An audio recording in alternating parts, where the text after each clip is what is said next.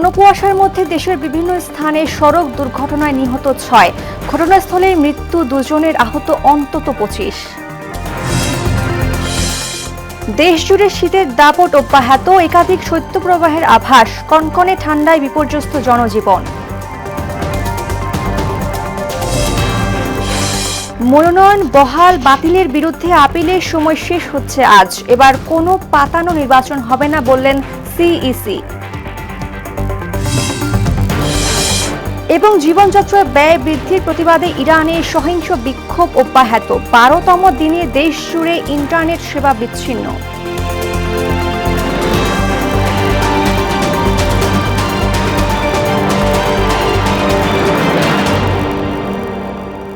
আসসালামু আলাইকুম, স্বাগত মোহনা সংবাদে। এতক্ষণ শুনছিলেন শিরোনাম, পুরো সংবাদের সঙ্গে আছে আমি আনিকা সুলতানা। ঢাকা চট্টগ্রাম মহাসড়কে যাত্রীবাহী একটি বাস উল্টে ২ জন নিহত হয়েছে। এ ঘটনায় আহত অন্তত ৭ জন। বৃহস্পতিবার মধ্যরাতে কুমিল্লার ইলিয়টগঞ্জ হাইওয়ে থানা এলাকার দরানী ইউটার্নে এই দুর্ঘটনা ঘটে। পুলিশ জানায়, ঢাকা থেকে ফেনীগামী স্টার লাইন পরিবহনের একটি যাত্রীবাহী বাস নিয়ন্ত্রণ হারিয়ে ইউটার্নে গিয়ে উল্টে যায়। এতে ঘটনাস্থলেই ২ জনের মৃত্যু হয়। আহতদের উদ্ধার করে চান্দিনা উপজেলা স্বাস্থ্য কমপ্লেক্সে পাঠানো হয়েছে। এদিকে মুন্সিগঞ্জের নিমতলীতে বাস ট্রাক সংঘর্ষে ১ জন নিহত হয়েছে, আহত অন্তত ১৫ জন। এছাড়া ঢাকা চট্টগ্রামের বারৈয়ারহাটে বাস দুর্ঘটনায় নৌ সদস্য সহ ৩ জন নিহত হয়েছে, আহত হয়েছেন অন্তত ১০ জন।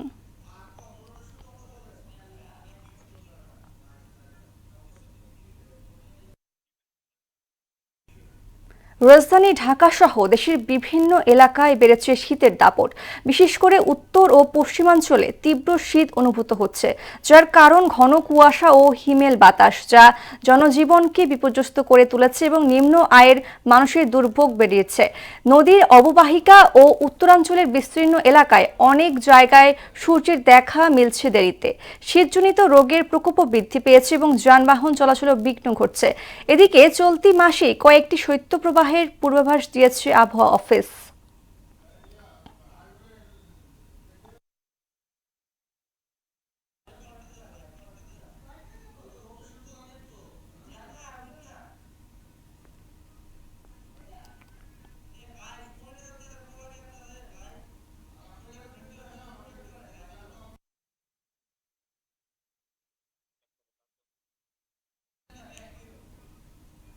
মনোনয়ন বহাল বাতিলের বিরুদ্ধে আপিলের সময় শেষ হচ্ছে আজ।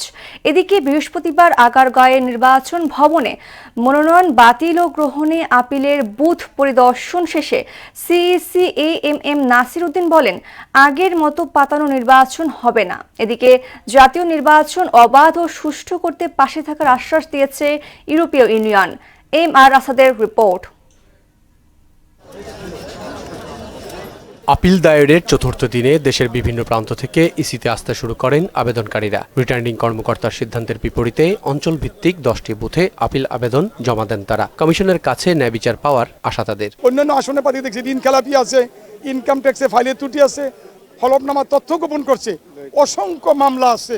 এগুলির পরেও কিন্তু তাদের মনোনয়নপত্র বৈধ ঘোষণা করা হয়েছে। আমার কাছে ভোটের মাঠ যার যার যোগ্যতা অনুযায়ী যে প্রার্থী ভালো হবে তারা অবশ্যই জনগণ ভোট দেবে এবং যে প্রার্থীর এলাকার পরিস্থিতি বিবেচনা থাকবে, যার সন্ত্রাসী বাহিনী থাকবে না, কোনো খারাপ লোকজন তার পাশে থাকবে না, সাধারণ জনগণ থাকবে। আমরা এটা দাবি জানাই নির্বাচন কমিশন সহ ইন্টারিম সরকারের কাছে যে আমাদের একটা সুন্দর নিরপেক্ষ নির্বাচন যেন আমাদেরকে উপহার দেয়। এদিকে আপিলের বুথ পরিদর্শন করেন সিইসি, জানান পাতানো নির্বাচনের সুযোগ নেই।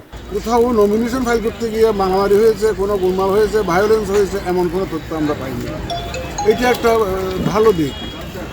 এবং এই যে এখানে যে আপিলে যে সবাই আসছে আমাদের, এটাও তো একটা বড় প্রমাণ যে মানুষ যে কত আগ্রহী নির্বাচনের জন্য, কত আগ্রহী, এটাও একটা বড় প্রমাণ। ইউরোপীয় ইউনিয়নের 4 সদস্য প্রতিনিধি দল সাক্ষাৎ করে সিইসির সঙ্গে। এ সময় তারা সুষ্ঠু নির্বাচনে বাংলাদেশের পাশে থাকার প্রতিশ্রুতি দেন।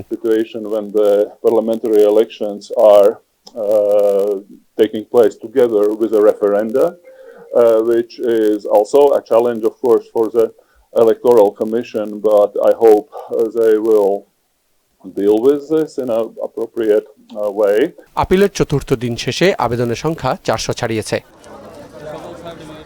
অন্যদিকে বর্তমানের মাঠ প্রশাসন দিয়ে সুষ্ঠু ও গ্রহণযোগ্য নির্বাচন করা সম্ভব বলে জানান মন্ত্রিপরিষদ সচিব ডক্টর শেখ আব্দুর রশিদ। দুপুরে গণমাধ্যমের সঙ্গে আলাপকালে তিনি কথা জানান। আমরাও চেষ্টা করব যদি আমাদের কোনো ত্রুটি থাকে আমাদের মাঠ প্রশাসনে বা অন্য কোনো লেভেলে, আমরা সেটা সমাধানের চেষ্টা করব। প্রত্যেকটা কেসই মেরিটের ভিত্তিতে আমরা সিদ্ধান্ত নেব। দলীয়করণের অভিযোগে নির্বাচন কমিশন ডিসি রদবদলের সিদ্ধান্ত নিলে সরকার সহায়তা করবে বলেও জানান তিনি। নির্বাচন কমিশন যদি কনভিন্সড হয়, তারা যদি মনে করেন যে রদবদল প্রয়োজন, তাহলে তারা বলবেন, তখন আমরা সেটা বিবেচনা করব। MR আসাদ, মোহনা সংবাদ, ঢাকা। সরকারি প্রাথমিক বিদ্যালয়ের সহকারী শিক্ষক নিয়োগ 2025-এর লিখিত পরীক্ষা আজ বিকেলে 3টা থেকে 4:30 পর্যন্ত এই লিখিত পরীক্ষা অনুষ্ঠিত হবে। 3 পার্বত্য জেলা ব্যতীত দেশের সব জেলায় একযোগে এ পরীক্ষা গ্রহণ করা হবে। এতে অংশ নেবেন 10,80,080 জন পরীক্ষার্থী। পরীক্ষা শুরুর 1 ঘন্টা আগে কেন্দ্রে প্রবেশের নির্দেশনা দিয়েছে প্রাথমিক শিক্ষা অধিদপ্তর।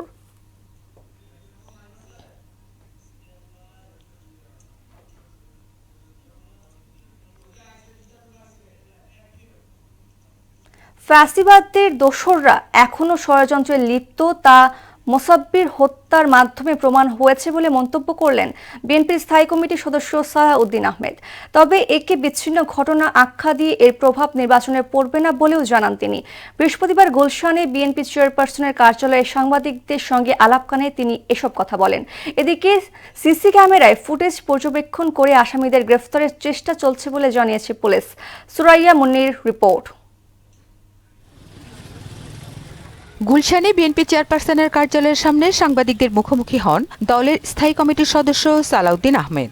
নির্বাচনের বৈতরণী খুব সহজভাবে পার করতে পারবো। এ সময় তিনি বলেন, স্বেচ্ছাসেবক দল নেতা আজিজুর রহমান মোসাব্বিরের হত্যার মধ্য দিয়ে প্রমাণ হয়েছে ফ্যাসিবাদের দোসররা ষড়যন্ত্রে এখনো সক্রিয়। দেশের উত্তরাঞ্চল সফরের মধ্য দিয়ে বেগম জিয়া রুহের মাগফিরাত কামনায় দোয়া চাইবেন বিএনপি ভারপ্রাপ্ত চেয়ারম্যান তারেক রহমান। ছাত্র গণ অভ্যুত্থানের শহীদদের যথাযথভাবে শ্রদ্ধা নিবেদন করা, এটা আমাদের দায়িত্ব, জাতীয় দায়িত্ব।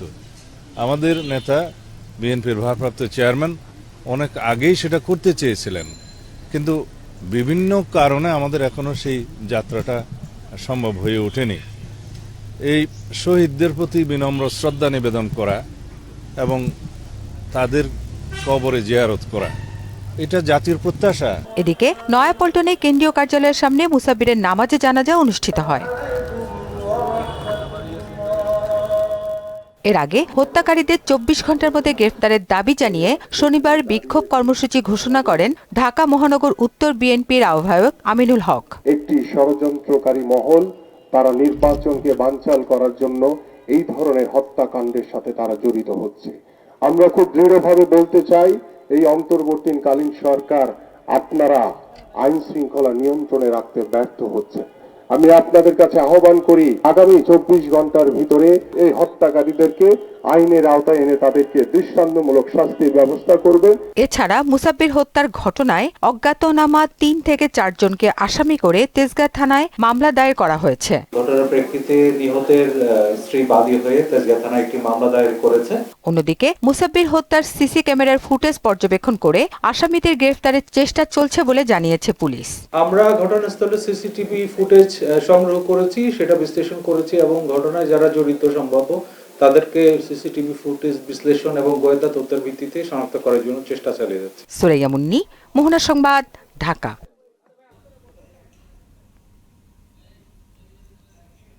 শীত পরিস্থিতি জানতে এবার যাচ্ছি চাঁদপুরে। সেখানে আছেন সহকর্মী মোহাম্মদ ফাহাদ। ফাহাদ, শীতে হাসপাতালে রোগীদের ভিড় কেমন দেখছেন?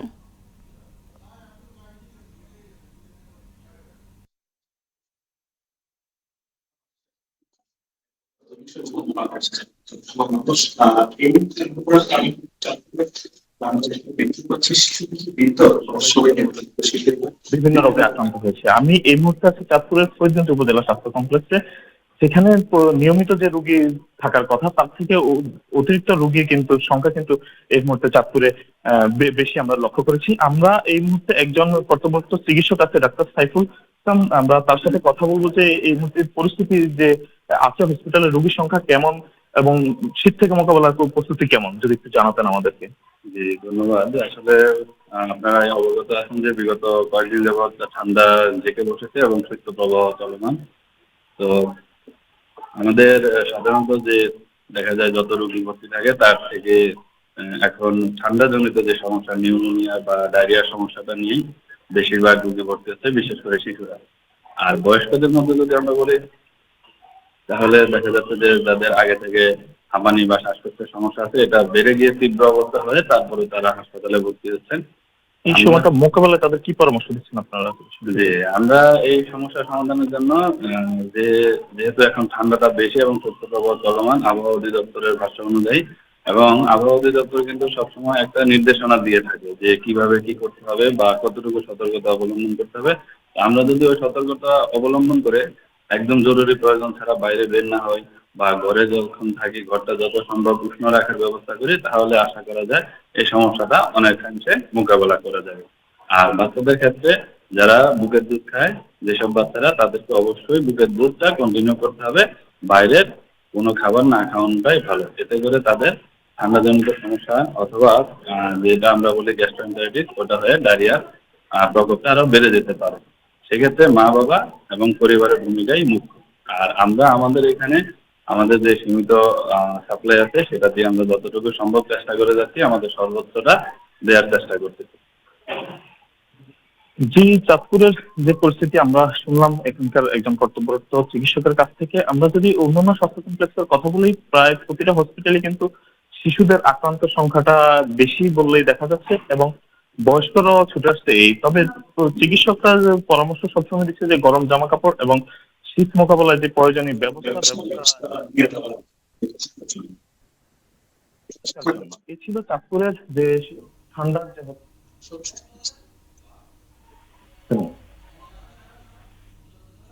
ফাহাদ, ধন্যবাদ আপনাকে।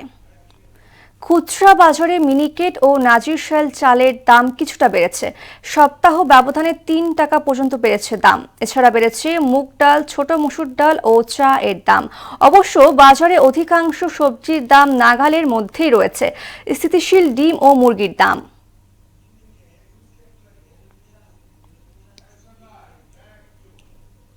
এই বিষয়ে আরো জানাতে রাজধানীর বাজার থেকে যুক্ত হচ্ছেন সহকর্মী উষা ফেরদৌস। ফেরদৌস, বাজারে আজকের দরদাম পরিস্থিতি কেমন দেখছেন?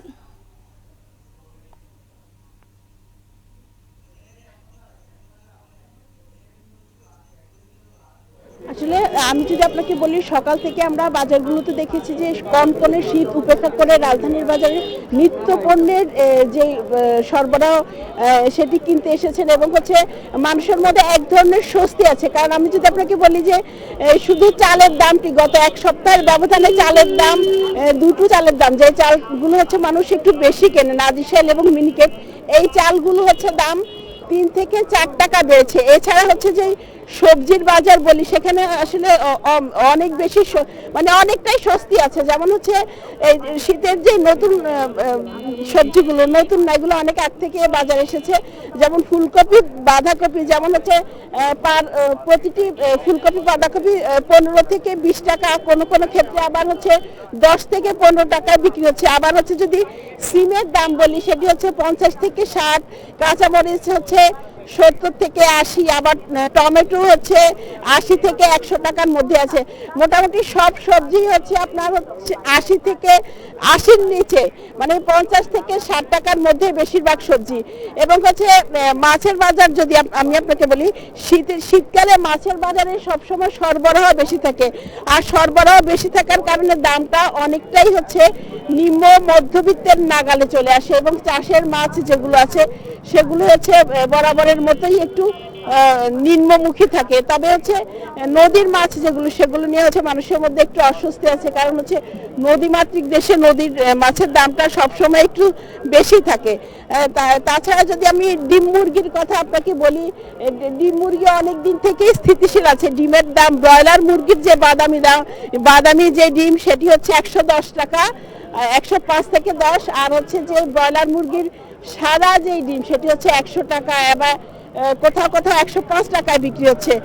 তাছাড়া ব্রয়লার মুরগি, যেটি গরিবের যে প্রোটিন ব্রয়লার মুরগি, সেটি বেশিরভাগই 160, 55 এই দামে বিক্রি হচ্ছে। আর ব্রয়লার মুরগির দাম যদি কম থাকে তাহলে হচ্ছে নিম্নবিত্ত এবং স্বল্প আয়ের যে মানুষ তাদের মধ্যে এক ধরনের স্বস্তি থাকে, কারণ হচ্ছে এই আমিষটা হচ্ছে আসলে নিম্নবিত্ত যারা তারাই হচ্ছে বেশিরভাগ কিনে থাকেন। আর চালের দাম যেটি বেড়েছে 3 থেকে 4 টাকা নাদিরশাল মিনিকেটে, সেগুলিও হচ্ছে কিছুদিনের মধ্যে দাম কমবে এমন প্রত্যাশা বিক্রেতাদের, কারণ তারা বলছে যে নতুন যে চাল সেটি হচ্ছে বাজারে আসতে শুরু করেছে এবং এই নতুন চালের দাম কিন্তু কম আছে। তো নতুন চালের দাম যদি কমে যায় তাহলে বাজার পুরোটাই হচ্ছে নিয়ন্ত্রণে আসবে। তবে বাজার সিন্ডিকেট যে মানে মধ্যস্বত্বভোগী সেই দৌরাত্ম্য যদি কমে যায় তাহলে হচ্ছে বাজারের সব পণ্যের দামই হচ্ছে নিম্নবিত্ত এবং মধ্যবিত্তের নাগালে চলে আসবে। তো বাজারে যারা ক্রেতা আছেন তারা বলছেন যে হচ্ছে বাংলাদেশ কৃষি প্রধান দেশ, তো কৃষি প্রধান দেশে কৃষি পণ্যের দাম যেন হচ্ছে সবসময় নাগালের মধ্যে থাকে, সেইটির জন্য হচ্ছে সরকার যেন সবসময় বাজার নিয়ন্ত্রণে রাখার চেষ্টা করে এবং বাজারে যে বাস্তবসম্মত তদারকি সেটি যেন করে। কারণ হচ্ছে আমরা সবসময় দেখি যে উৎপাদন থেকে ভোক্তা পর্যায়ে আসতে 3-4টি হাত বদল হয়, তো এই 3-4টি হাত যতবার হাত বদল হয় ততবারই হচ্ছে দাম বাড়তে থাকে। তো সেক্ষেত্রে হচ্ছে ভোক্তা পর্যায়ে দামটা বেড়ে যায়। এজন্য হচ্ছে কৃষক পর্যায়ে যে দাম সেই দামটি যদি হচ্ছে ভোক্তা পর্যায়ে থাকে বা হচ্ছে সামান্য কিছু বাড়ে, সেক্ষেত্রে মানুষ অনেকটাই স্বস্তিতে কেনাকাটা করতে পারবে। এবং হচ্ছে আমরা দেখি যে হচ্ছে কৃষি যে পণ্য সেগুলোর হচ্ছে দাম বাড়ে, হচ্ছে যেমন সার, বীজ, কৃষি উপকরণ যেগুলো আছে সেগুলো যদি দাম বাড়ে সেক্ষেত্রে হচ্ছে কৃষি পণ্যের দাম বাড়ে। তো সেক্ষেত্রে সরকার যদি তদারকি করে মাঠ পর্যায় থেকে ভোক্তা পর্যন্ত, সেক্ষেত্রে দাম সাধারণ মানুষের নাগালে থাকবে বলে মনে করছেন তারা। তো বাজার থেকে এই ছিল আমার কাছে সর্বশেষ। ফেরদৌস। মানিকগঞ্জে জলাতঙ্ক রোগের ভ্যাকসিনের সংকট দেখা দিয়েছে। হাসপাতাল তো বটেই, এমনকি ফার্মেসিতেও মিলছে না ভ্যাকসিন। এতে চরম আতঙ্কে দিন কাটছে রোগী ও স্বজনদের। ভ্যাকসিন সরবরাহে কর্তৃপক্ষকে অবহিত করার কথা জানান সিভিল সার্জন শরীফুল ইসলামের প্রতিবেদন জানাচ্ছেন আফরিন পপি। কুকুর বা বিড়ালের কামড়ের 24 ঘন্টার মধ্যে ভ্যাকসিন নেওয়া উচিত হলেও মানিকগঞ্জের হাসপাতাল এবং ফার্মেসিতে মিলছে না ভ্যাকসিন। প্রতিদিনই রোগীরা ছুটছেন ভ্যাকসিনের খোঁজে, কিন্তু মিলছে না কাঙ্ক্ষিত জলাতঙ্ক প্রতিরোধের ভ্যাকসিন।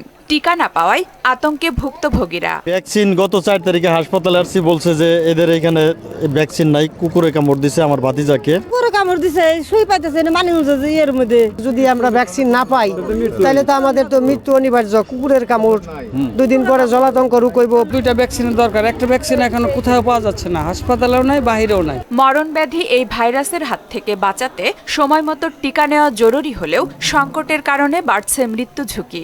র্যাবিক্স ভ্যাকসিন বহুদিন যাবত সাপ্লাই নাই, সাপ্লাই না থাকার কারণে রোগী ভোগান্তি, নানা রকমের ভোগান্তি। ভ্যাকসিনের অনেক রোগী আসে, আমরা দিতে পারি না, ভ্যাকসিন স্বল্প দেওয়া, কোম্পানি সাপ্লাই দেয় না। গভর্নমেন্ট হসপিটালে তো ফ্রি দেওয়া হচ্ছে, ফ্রিতে নেই, আমরা টাকা দিয়ে নিতে চাচ্ছি সেটাও নেই। ভ্যাকসিন পাচ্ছি না, এখন আমার বাচ্চা কিভাবে কি করব সেটা নিয়ে আমি হতাশ হয়ে পড়ছি।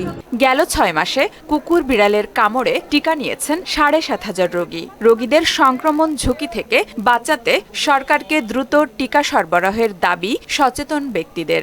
নাগরিকদের প্রতি চরম উদাসীনতা এবং অবহেলা, তাদের জীবন, তাদের স্বাস্থ্য সম্পর্কে এই অবহেলার অবসান হোক এবং কর্তৃপক্ষ অত্যন্ত দ্রুততার সাথে এই সরবরাহ নিশ্চিত করুন। জলাতঙ্ক রোগের ভ্যাকসিন সরবরাহের জন্য ঊর্ধ্বতন কর্তৃপক্ষকে অবহিত করার কথা জানান সিভিল সার্জন। এই মুহূর্তে আমাদের সরকারিভাবে আমাদের কোনো উপজেলাতে ভ্যাকসিন নাই। ইভেন আমাদের ডিজি অফিসের সিডিসিতেও এখানেও ভ্যাকসিন আপনার নাই, যার ফলে এই ব্যাপারটা খুবই উদ্বেগজনক। আমরা এরকম উচ্চ মহলে, আমাদের উপরের মহলে যোগাযোগ করেছি। জরুরি ভিত্তিতে ভ্যাকসিন সরবরাহে এগিয়ে আসবে সরকার, এমনটাই প্রত্যাশা ভুক্তভোগী সহ সাধারণ মানুষের। আফরিন পপি, মোহনা সংবাদ। এবার সারা দেশ থেকে সভা সমাবেশ ও বিক্ষোভ নিয়ে প্রতিনিধিদের পাঠানো তথ্য ও চিত্রের ডেস্ক রিপোর্ট।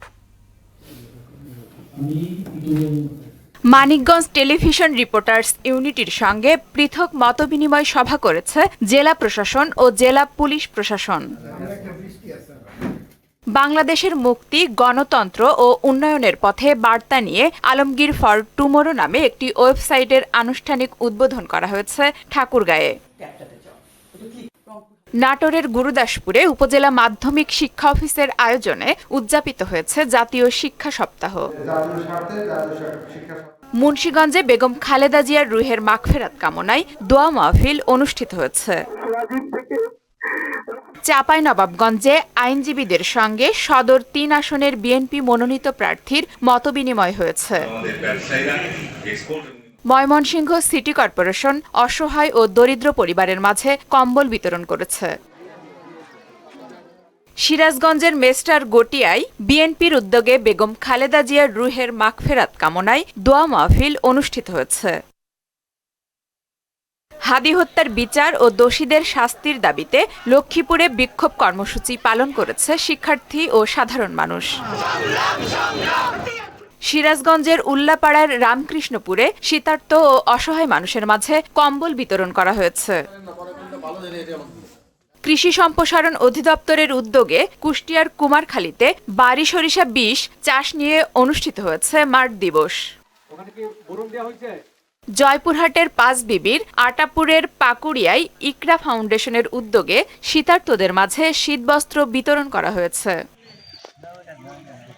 ভোলায় অটোরিকশা চালক হত্যায় আসামিদের গ্রেপ্তারে সংবাদ সম্মেলন অনুষ্ঠিত হয়েছে। রাঙ্গামাটিতে মোহাম্মদ হাবিব আজমের উদ্যোগে শীতার্তদের মাঝে কম্বল বিতরণ করা হয়েছে। বরিশালের বাকেরগঞ্জে ৫৪তম বাংলাদেশ স্কুল মাদ্রাসা ও কারিগরি শিক্ষার শীতকালীন ক্রীড়া প্রতিযোগিতার পুরস্কার বিতরণী অনুষ্ঠিত হয়েছে।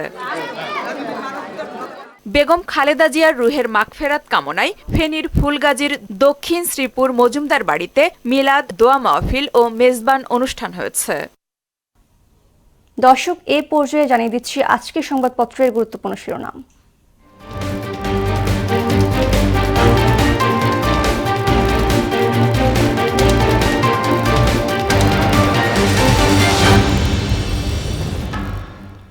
প্রথম আলো। চোরাগোপ্তা হামলা, গুলি, অবৈধ অস্ত্র বড় চ্যালেঞ্জ। ধর্মঘট প্রত্যাহার, কাটেনি এলপিজি সংকট। দৈনিক ইত্তেফাক। ভেনেজুয়েলাকে অনির্দিষ্টকাল নিয়ন্ত্রণের চিন্তা যুক্তরাষ্ট্রের। ওয়াশিংটনের সঙ্গে তেল বাণিজ্যে রাজি অন্তর্বর্তীকালীন সরকার। স্ত্রীকে অনেক শত্রুর কথা বলেছিলেন মোসাব্বির। তফসিলের পর গুলিতে প্রাণহানি বাড়ছে। সমকাল। 10 মেগা প্রকল্পের 8টির বরাদ্দে বড় কাটছাট। সরিষা মধুর 1100 কোটি টাকার ব্যবসা। বাংলাদেশ প্রতিদিন। খুনের পর খুন, ভোটের আগে আইনশৃঙ্খলা নিয়ে উদ্বেগ কাটছে না। দেশে কোনো পাতানো নির্বাচন হবে না, এএমএম নাসির উদ্দিন। যুগান্তর। নতুন পরিস্থিতি সৃষ্টির অপচেষ্টা, সরকার, ইসি ও বিএনপিকে চাপে রাখার কৌশল। খোলা আকাশের নিচে ক্যান্সার রোগী, জাতীয় ক্যান্সার গবেষণা ইনস্টিটিউট ও হাসপাতাল। The Daily Star. Law and order lapses stoke public fears. 8 political killings since polls schedule. এ ছিল সংবাদপত্রের গুরুত্বপূর্ণ শিরোনাম। শেষ করব মোহনা সংবাদ, যাবার আগে শিরোনামগুলো আরও একবার।